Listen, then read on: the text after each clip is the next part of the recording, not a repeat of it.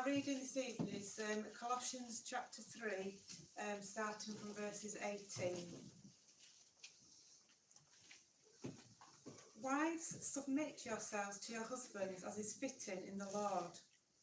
Husbands, love your wives and do not be harsh with them. Children, obey your parents in everything, for this pleases the Lord. Fathers, do not embitter your children, or they will become discouraged.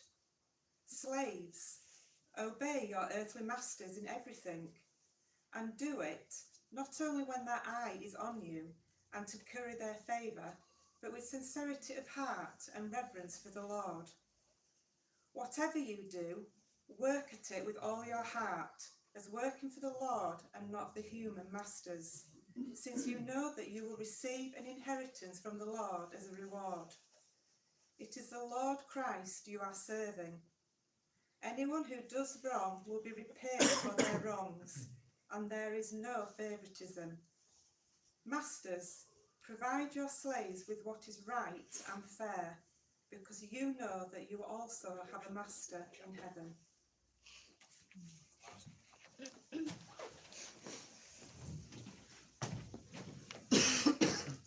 Cool.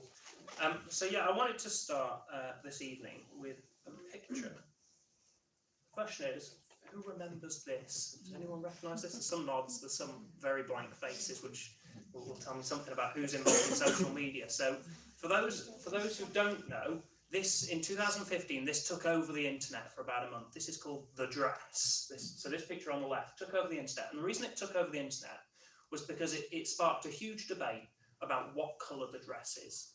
So 50% of people looked at that picture and said, that dress is blue and black. And the other 50% of people looked at that dress and said, no, it's not, it's white and gold. And there was this big argument about, well, which is it? Is it blue and black or is it white and gold? And you can see, perhaps the picture on the right is a better indication. You can see that actually, when it all settled down, it turned out that it was all to do with lighting and the way the lighting in the room, particularly as you looked at the photo, affected how your eyes are looking at the photo.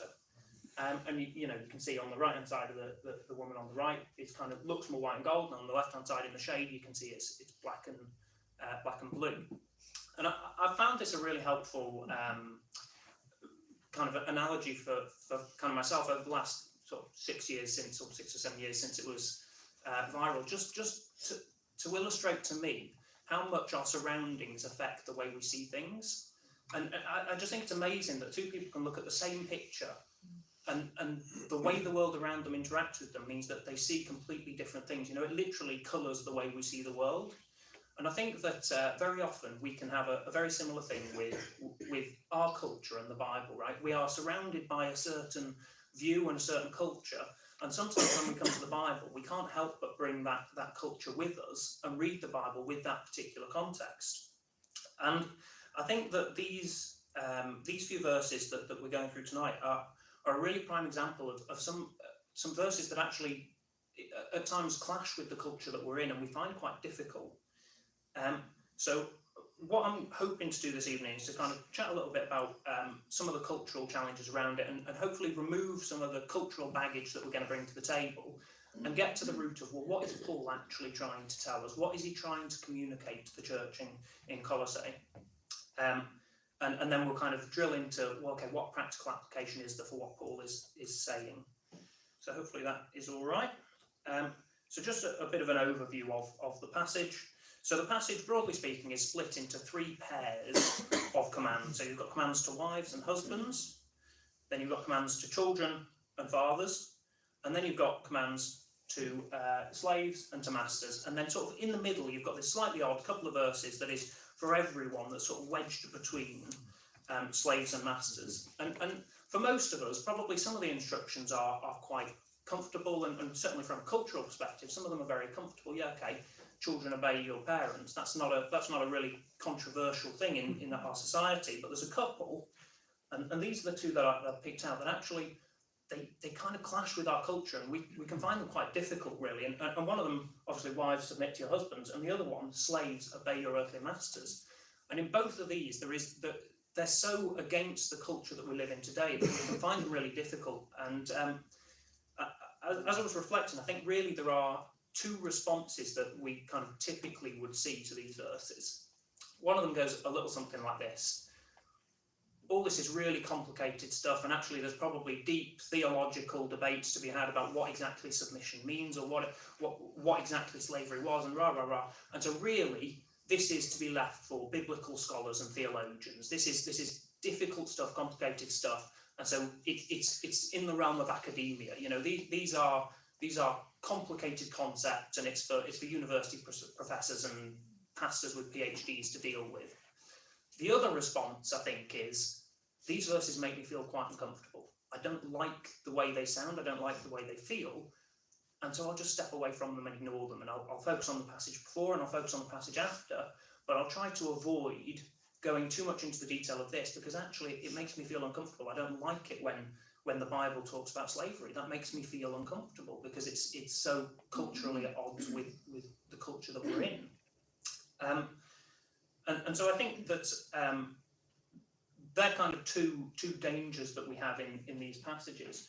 But I just, and hopefully we'll kind of tackle some of that as we go through this evening. But the thing that I just really wanted to point out is that these two statements, while both of them are culturally very challenging for us today, historically, in the time that Paul was writing, they're not particularly controversial statements. So for Paul, in a first century context, to say slaves obey your masters, that's not a very controversial statement. Slaves know that that's the role that they take. You know, at the time, probably between 15 and 20% of the Roman world were slaves, so it wasn't an alien concept, and people know that's the way it is. And similarly, you know, wives submitting to husbands, that wasn't a particularly controversial idea. Now, there is a radical challenge in both of those. You know, they're not easy things, but they're not particularly controversial things. And really, I think the thing that I want to highlight is my perception of these verses is that neither of these are the heart of what Paul is trying to say to the church in Colossae. Neither of these are the thing that we should put as the main focus of these verses, even though naturally they're the ones that stand out to us culturally. So I would like to submit to you that in fact the core of what Paul wants to communicate to us is found in verse 23. And it says this: whatever you do, work at it with all your hearts, as working for the Lord and not for human masters. Now, I'll take a slight detour here and say, I think there's a slightly unhelpful translation in the NIV. So the verse before talks about slaves obeying your earthly masters. And there's a natural assumption that, okay, earthly masters, and then the next verse is talking about human masters. So it's just a continuation of the same thing. So this is still an instruction just for the slaves. That is not the case. So the words that are used here for earthly master and human master are two different words. And the human masters actually is more commonly translated just as men. So while verse 22 is specifically targeting slaves, verse 23 is a more generic instruction to all of the readers who are reading to say, whatever you do, work at it with all of your heart. So that is to those wives and husbands and fathers and children just as much as it is to the slaves. Okay? Yeah. Cool. So, and just to explain, the reason that I think this is kind of the central point of what Paul is saying, and I'm not one of those theologians or pastors with a PhD. I'm quite a simple guy, and one of the things that I like about Paul is that he's quite a simple guy. And so my kind of biblical tip for the evening is when Paul gets excited about something, he repeats himself. That's kind of my Bible trick is, if you want to know what Paul's really excited about, look at what he says again and again, and they're the things that he's really excited about. And what you find is that this idea of whatever you do, work at it with all your heart as working for the Lord, is something that Paul comes to again and again. So last week, Ian Smith was talking, and he chatted to us a bit about kind of the way that we should behave as Christians, and kind of patience and meekness and ultimately love. And if you remember, he gave kind of a really helpful example of his granddaughter getting food on his brand new jacket, and actually, because it was his granddaughter and he loved her, his reaction was much less severe than it would have been if it was somebody else. And I would say, if you haven't heard Ian's talk, I found it really helpful, so I'd encourage you to go and watch that on YouTube. But the very last verse of the previous section before we get into this. So verse 17 says, whatever you do, whether in word or deed, do it in the name of the Lord Jesus, giving thanks to God the Father through him. So do you see, it's the same message. So this really, this evening, is a continuation of the same message as Ian gave last week. And what's really on Paul's heart is, whatever you're doing, do it for the Lord, do it in the name of the Lord. And we find it as well in Corinthians. I mean, I've got all three of them written down, but so 1 Corinthians 10. So it's not just the message that Paul gives to the church in Colossae. He's also sending it to the Corinthians. He's telling the Corinthians the same thing. So in 1 Corinthians 10, verse 31, he says, whether you eat or drink or whatever you do it all for the glory of God. So this is a recurring theme of what Paul is saying. Whatever you do it for the glory of God. As I was reflecting, it's one of those verses that you typically see on a fridge magnet in the 1990s, or like an Instagram. I've made my own Instagram inspirational image here. Whatever you do, work at it with all your heart as working for the Lord. And it's one of those phrases that can sound a bit empty, like an aspirational idea that's posted by some Instagram influencer. But actually, when Paul says it, he means it in an intensely practical way. And just kind of to illustrate that, we'll kind of go back to those 3 verses where he says it. So in 1 Corinthians, he says, so whether you eat or drink or whatever you do it for the glory of God. Well, that is the conclusion of 3 chapters of Corinthians, where Paul is talking about, well, how do we interact with food that has been sacrificed to idols? So it's not a kind of theoretical idea. He's spent 3 chapters saying, well, what do you do if you're invited around to somebody's house and they serve you food that's been sacrificed to idols? How do you interact with that? How do you honour the host, but also honour God in that?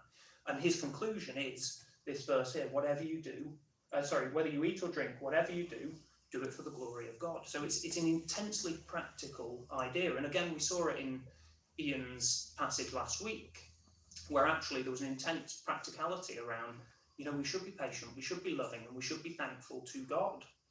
And so it should be no surprise that when we come to it in our passage, again, it is accompanied by a set of practical instructions. So in the context of our passage then, cool. So we've got these 3 sets of commands. So wives and husbands, children and fathers, and slaves and masters. And so we'll start just with wives and husbands. So when a husband and wife get married, they make a certain set of commitments to each other, in sickness and in health, all that stuff. And it's basically a commitment that says, I will do certain things and you will do certain things, and we will bless each other in that. Now, as a church that is complementarian, and again, we've kind of talked about that a bit over the last few weeks, our position is, well, look, men and women serve different functions, equal functions, but different functions within the marriage. They get different blessings and they have different roles and responsibilities within that. The same is true of fathers and children, so parents and children. Different roles and different responsibilities. I was thinking the other day that if I got knocked off my bike by Matthew as he drove home from church and he had John in the passenger seat, I'd blame Matthew for knocking me off my bike. And if I got knocked off my bike and John was in the driver's seat, I'd still blame Matthew, because there's a different set of roles and responsibilities here, isn't there? And so with both wives and husbands and children and fathers, there's different roles, different responsibilities, and different benefits from that relationship. Now, where you might be feeling a little bit less comfortable is when you get to slaves and masters. You might think, well, hang on, there's no benefit to being a slave. That's a real issue for me. So I just want to kind of spend a moment just kind of talking about slavery and slaves in the context of what Paul is talking about here. Because again, I think culturally there is a lot going on that we need to unpack. So the type of slavery that Paul is talking about is completely different to the transatlantic slave trade that we naturally think of when we think of slavery. So slavery in kind of the first century Israel and kind of as set forth in the Old Testament of the Bible, the slaves had a number of rights. If they were mistreated by their master, if they were wounded, then they would be released from service. If a slave ran away, then they wouldn't. Then the culture that they ran away into was told, you're not allowed to send them back. In fact, treat them as somebody else. Slaves got the Sabbath days off. They got invited to all of the same religious holidays, and crucially, they were part of the household. which meant that the master had responsibilities to provide food, shelter, clothing, etc. for the slave. And typically, just to say, typically what would happen is somebody would accrue a debt. So I owe a lot of money and I can't pay it and I can't feed my family. And so what I would do is I would go to somebody and say, I can't feed my family and I can't pay my debt. Will you do it for me? And then I will work for you. And that was typically how people would go into this slavery, but bond servant is the other word that you'll probably have heard at times for this. And it would last for a period of time. And then at the end of the period of time, you would choose either, do you want to stay and continue to be a slave to this person, or do you want to go and live your own life? And some people would stay and some people would go. And that's the way it would work. So 7 years was sort of the typical term, if you like. So hopefully what I've just said illustrates that actually what we're dealing with is something that is different to the transatlantic slave trade. Oh, and the other one, sorry, I should have said, is anyone who takes somebody and sells them into slavery against their will was to be put to death. So that was not part of the culture of slavery in the way that obviously it was part of slavery in the 14th and 15th century. So hopefully that kind of gives you a bit of a view that actually we're dealing with something slightly different. But just to illustrate that point further, so Paul, Peter, James, Jude and Timothy all describe themselves as slaves of Christ. So whenever you read at the start of the letter where it says Paul and Timothy, servants of Christ Jesus, that word servant is the same word as the word that we're dealing with here. So they're literally saying slaves of Christ. And so when you read that, hopefully you think actually the relationship between Paul and Jesus is quite fundamentally different from the relationship between a slave and a slaver of a slave ship in the 15th century. So it's a completely different relationship, and probably in terms of today's culture, it's much more comparable to employment than it is to 15th century slavery. So that is just kind of on that point. And so hopefully in that context, you can see that again, what we've got is we've got this situation where each side has roles and responsibilities, different roles and different responsibilities, and gets different benefits from the partnership, if you like. And in fact, all three sort of read like agreement. So if the wife does this and the husband does that, then everyone will be happy. You know, if the wife submits to the husband and the husband loves her and doesn't speak harshly against her, then everything will be okay. And if the child is obedient and the father doesn't provoke, that will be great. And they read like sets of agreements. You know, I'll do this and you do that. And to be honest, that is how much of the world operates around us today, isn't it? You know, if my boss treats me well at work, I will work hard for him. If my partner is generous to me, I will be generous to them. If my friend buys the first round at the pub, I'll buy the second round at the pub. That's that. We work on this very sort of transactional basis, if you like. And I think that actually the root of what Paul is saying this evening is that transactional relationship is not the design that God has for us. He doesn't want us to work in a transactional way. So you can see in verse 23, whatever you do, work at it with all your heart, as working for the Lord and not for human masters. So I don't know if anyone noticed, but it seems strange the way Paul has laid out this section of his letter, doesn't it? Where if I was writing an essay, I was always told, point, counterpoint, point, counterpoint, and then at the end you put your conclusion. But what Paul does here is he puts his conclusion right in the middle. Like he separates slaves and masters apart. It's like he's driving a wedge between them. And I think what he is trying to illustrate is the command for slaves is not contingent on the command for masters. And the command for masters is not contingent on the command for slaves. In other words, you can't say they're not holding up their side of the bargain, and so I don't have to hold up mine. That's not the intention. And instead, it looks something like this, where the wives are working for the Lord, and the husbands are working for the Lord. The children are working for the Lord, and fathers are working for the Lord, etc. So I think what Paul's doing very deliberately is he's separating them out and saying, yes, they are pairs of commands, but they are not conditional upon one another. And really, at its core, what Paul is saying is, we have kind of relationships with one another, but actually our agreement, if you like, is primarily with Christ. It's not primarily with one another. So when we start looking practically and saying, well, okay, wives, submit to your husbands, it's not primarily because your husband deserves to be submitted to, or husbands don't speak harshly to your wife. It's not because your wife deserves not to be spoken harshly to. It's because that's what the Lord wants. And our primary commitment is to the Lord.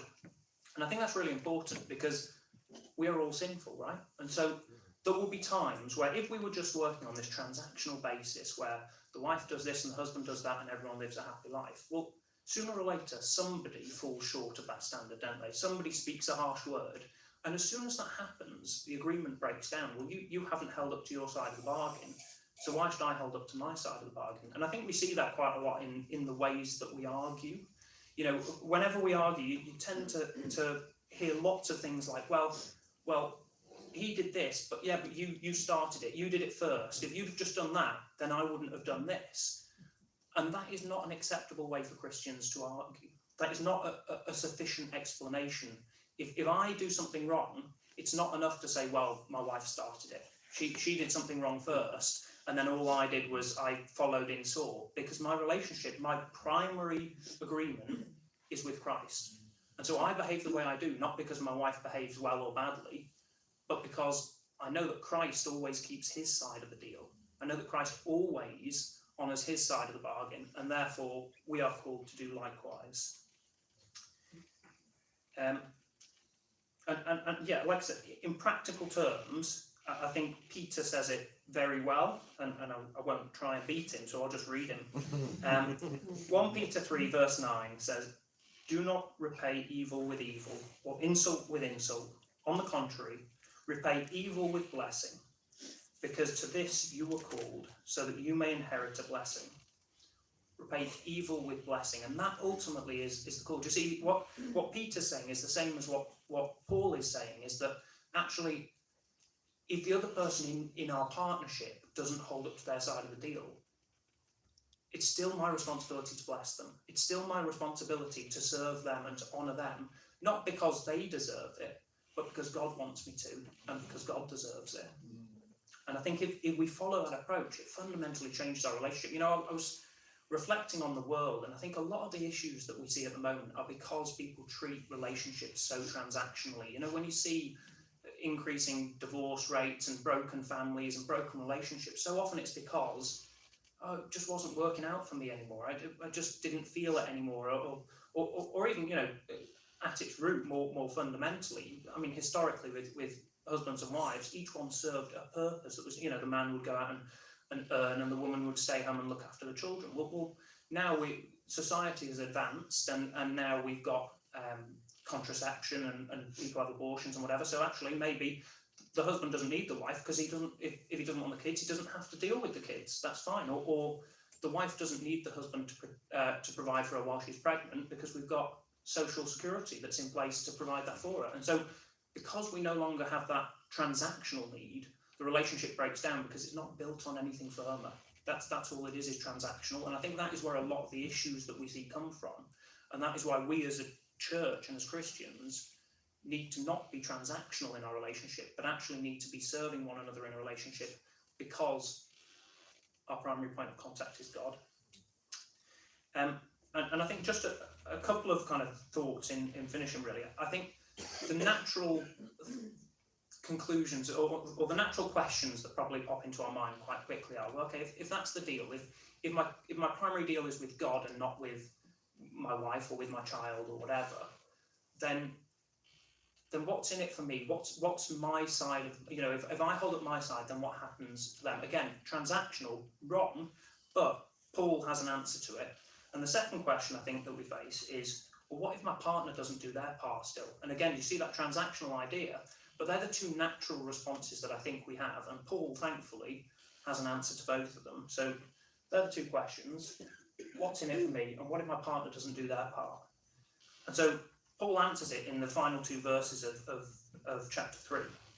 So first, what's in it for me? Well, it's really simple.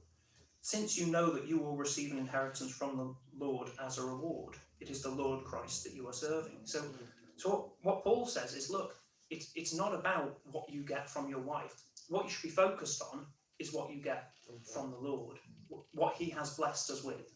And if that is the motivation from which we behave and we serve one another, actually, there is a lot more grace there. It's very similar to Ian last week with his food on the shirt. Well, if we understand and we love God, well, actually, we are going to react less harshly to those around us because we understand the depths to which God has blessed us and the blessing of the relationship that we have with him. And I think actually it's worth pointing out as well, these instructions that Paul is giving are all instructions for Christian households Christian households.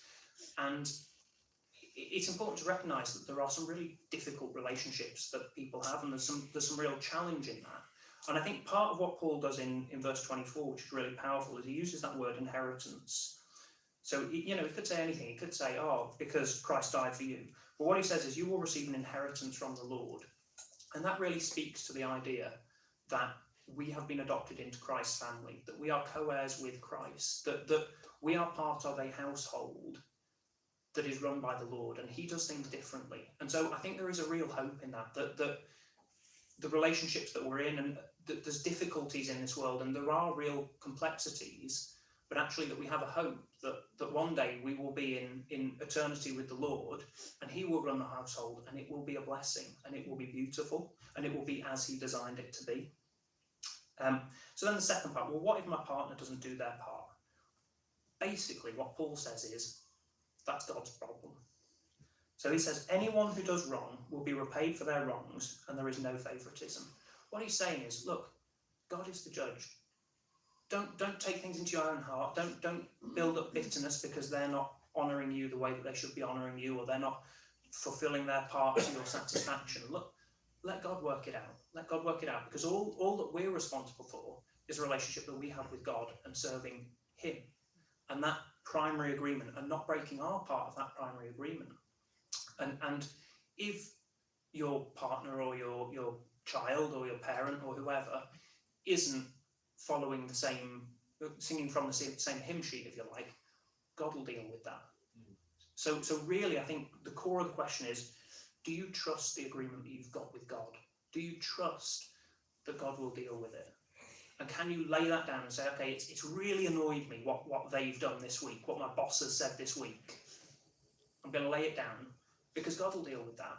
And I'll just keep doing what I'm supposed to be doing, which is serving and doing my best for my boss, even when he doesn't deserve it.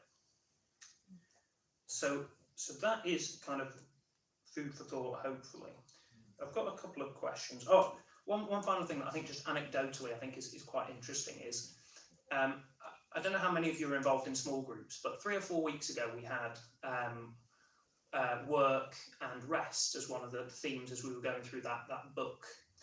And this passage was the central passage for the work element of work and rest. And I just think it's really interesting that this passage, which is primarily about relationships and relational behaviour, is also so clearly about work and heart and effort and putting in the graft. And I think there's something there that is just intensely practical, right? This isn't easy stuff. It can be tempting sometimes to say, if we live the way God wants us to live, it'll all be great and my relationship will be amazing and my child will always do what I say and praise the Lord at the end of the day. That's not how it works. It's hard work, and we should be prepared for that, and we should be encouraged when things don't go according to our plan on day one, because actually Paul recognised it'll take time and it'll take graft to get there. So I've got a few questions, and hopefully we'll do the usual thing, kind of gather around tables and discuss just these 3 questions, and then I assume Dave will come back up in a little while and close for us. Cool, thank you.